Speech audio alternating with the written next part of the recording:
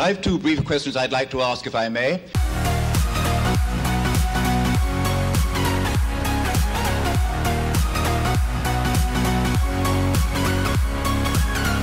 Hi, welcome to Left Foot Media. My name is Brendan Malone and you're watching The Daily Question. Today's question of the day: what happens to abortionists when abortions go wrong? Now, the reason I'm asking that question is because last week one of my patrons got in contact with me and sent me a message and said this: "Hey Brendan, I'd love to ask a daily question about your comments on this article." And I'm going to read you the article in just a moment. "And the heartbreaking ramifications of what will now happen in the wake of its aftermath." Now, before I read this article, can I firstly just take this opportunity to say a huge thank you to all my patrons, my supporters on Patreon. You guys are awesome, and without you guys, I wouldn't be able to do and produce this regular YouTube content. It allows me the freedom from the other work that I do to actually spend time each week on these videos as well, and without that financial support that just wouldn't be possible. So thank you guys, you're really awesome. But let's get into this article that one of my patrons sent me, and here's the headline: "Infant who survived abortion cried while he was left to die." And here's the story. At 21 weeks of pregnancy, British doctors informed Sophia Khan that her preborn son had been diagnosed with spina bifida. Spina bifida can cause physical disabilities, but modern medicine has significantly improved treatment after birth and in utero. Medical professionals report that with modern treatment, nearly every child with spina bifida can have a productive life and even a level of independence thought impossible years ago. Now, I'll talk more about why this particular issue of spina bifida is a bit more personal to me in this story at the end. The famous photo below, which is on screen now, was taken during a fetal surgery on baby Samuel Amas, who had also been diagnosed with spina bifida. Little Samuel was 21 weeks old at the time, the same age as Sophia Khan's son.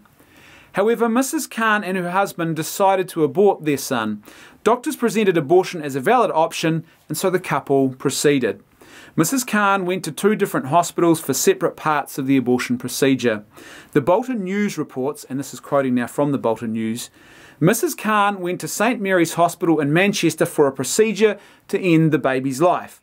This involved a chemical being injected into the umbilical cord and was done on February 16 by Dr. Philip Bullen. Dr. Bullen said he had listened for a heartbeat but could not hear one before he sent Mrs. Khan to Royal Bolton Hospital, where labour was induced.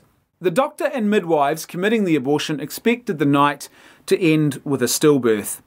While many abortionists inject the chemical into the child's heart, some inject it into the child's head, and some, like Dr. Bullen, inject it into the umbilical cord. Mrs. Khan told a midwife at the second hospital that she felt her baby move.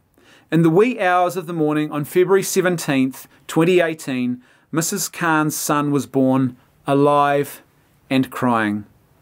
She named him Muhammad Rahman Ahmed and held him until he died from his extreme prematurity caused by the attempted abortion. Sadly, Dr. Bullen's solution after hearing of the death of baby Muhammad was to inform the assistant coroner that, and this is quote unquote here, new guidance has now been drawn up following Muhammad's death, which includes listening for a heartbeat for longer. In the future, this will enable him to determine if another injection is needed to make certain that the baby dies inside its mother's womb. Now, obviously, as my patron who sent me this email rightly points out, this is a truly heartbreaking and awful story. I would argue it's more than truly heartbreaking and awful. I would argue it's evil. And it points to a very serious issue that we have in our culture that perhaps we don't really want to acknowledge in the issue of abortion. We don't really want to explore in too much detail. We don't want to look too closely at the reality of what goes on every time an abortion takes place. And incidents like this, which make their way into the public consciousness, they don't often happen, but when they do, they are a very stark and brutal reminder of what we're dealing with, especially when you're talking here about an abortion that was carried out because this particular human being had a disability.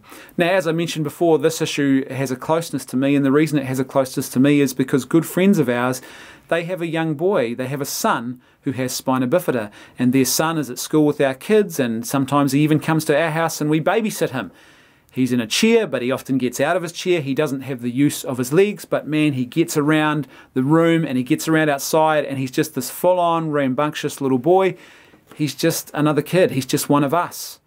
And so to think that someone is making a predetermined judgment about his worth based on his level of ability, to me, is just not just sad, but it's truly frightening.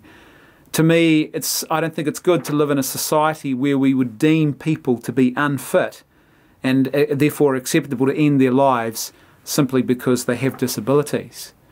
Now, why I think this issue for me perhaps it hits home even more and has become, I guess, more even starkly brought into contrast, the reality of this particular story and what happened here, is because just last week in the state of Queensland, which is in the country of Australia, they legalised abortion up to birth in that state. And to think that that could be done is truly astounding to me. And one of the big arguments that was put forward and was used to try and justify legalising abortion up to birth in the state of Queensland, Australia last week was the claim that the child, the baby, is nothing more than a part of its mother's body. This is just about women's bodies and what they do with their bodies. Well, clearly that's not true. That's a very unscientific position to maintain, actually, because from the moment of your conception, you have your own unique DNA. You are not part of your mother's body at all. You are a separate body from the moment that you come into existence. This is why during pregnancy, females cannot eat certain foods. They have to be a lot more careful than normal because their immune system is lowered. And the reason their immune system is lowered is because their body, very cleverly, the moment they conceive a new human being, their body sends out hormonal chemical messages and it says, hey, you need to lower your defenses because you've got a new human being growing inside of you here. Now, normally, having foreign DNA in your body is not a good thing, and your body knows this, and so it tries to flush that foreign DNA from your body as fast as possible because it believes that something external that poses a threat has now entered your system and needs to be dealt with, and the body needs to be rid of it. Now, obviously, that's going to be an issue for a newly conceived human being who is a unique body and therefore has its own unique and foreign DNA. So what happens very cleverly is the female body during pregnancy, right from the moment of conception or very shortly thereafter, it sends out those hormonal messages and says, hey, lower your defenses because this isn't bad foreign DNA, this is good foreign DNA. And what that does is it allows the newly conceived human being to travel up the fallopian tube into the uterus and to implant itself into the endometrium, the lining of the womb, and then to carry on growing and living until we are in a hospital waiting room and it makes its grand entrance into the world where everyone gets to see it and experience it, not just the mother who's carrying that preborn child inside her womb. It's a profoundly beautiful and wondrous thing, and that's why it's so unscientific and absurd to claim that when you talk about the issue of abortion, that this is nothing more than an issue of what women do with their bodies. It's actually about more than just one body. There's at least two bodies involved in every pregnancy.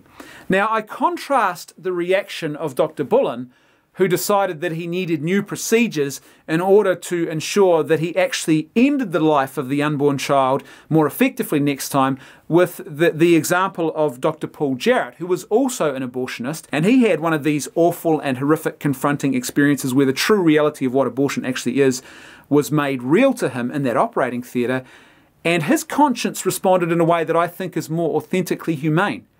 And you can see the difference. There's a very stark difference here. And I want to finish by reading you his testimony because, as I said, I think this is the more humane response when confronted with this kind of awful and stark evil and reality about what's going on with abortion. My 23rd abortion changed my mind about doing abortions forever. Initially, the abortion proceeded normally. The water broke, but then nothing more would come out. When I withdrew the curette, I saw that it was plugged up with the leg of the baby which had been torn off. I then changed techniques and used ring forceps to dismember the 13 or 14 week sized baby. Inside the remains of the rib cage, I found a tiny beating heart. I was finally able to remove the head and looked squarely into the face of a human being that I had just killed. I turned to the scrub nurse standing next to me and said, "I'm sorry." I knew then that abortion was wrong and I couldn't be a part of it any longer. As per usual, I'd love to hear your thoughts, so please let me know what you think in the comments section below. And if you like the content I'm creating and you'd like to see more of it, then please support me on PayPal or Patreon. There is a link for both in the video description below. That's right, I can hear my theme music too. I'll see you tomorrow on The Daily Question.